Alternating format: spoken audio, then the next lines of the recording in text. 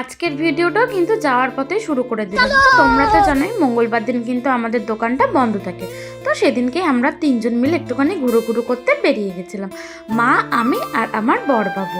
তো আমরা প্রথমে কিন্তু স্টেশনে চলে গেলাম বালি, তারপর সেখান থেকে ব্যান্ডেল লোকাল ধরে নিলাম। ব্যান্ডেল লোকাল ধরে আমরা কিন্তু গেছিলাম লাহিড়ী বাবার আশ্রম, সেটা হচ্ছে ব্যান্ডেল।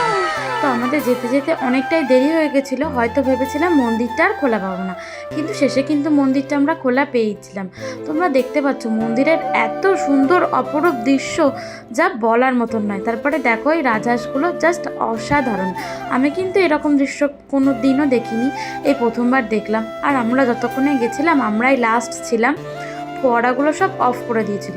হয়তো সকালবেলায় দৃশ্যটা আরও বেশি সুন্দর লাগতো, যদিও বা কিন্তু সকালবেলা আবার হয়তো এই লাইটটা দেখা যেত না। তো যাই হোক, এখানে মহাদেবকে দর্শন করে নিলাম। এখানে কিন্তু সমস্ত রকমেরই ঠাকুর ছিল, তোমরা দেখতে পাচ্ছ মহাদেবের মূর্তিটা খুবই সুন্দর। তারপর এখানে আমরা আরও কয়েকটা ঠাকুর দর্শন করে নিলাম।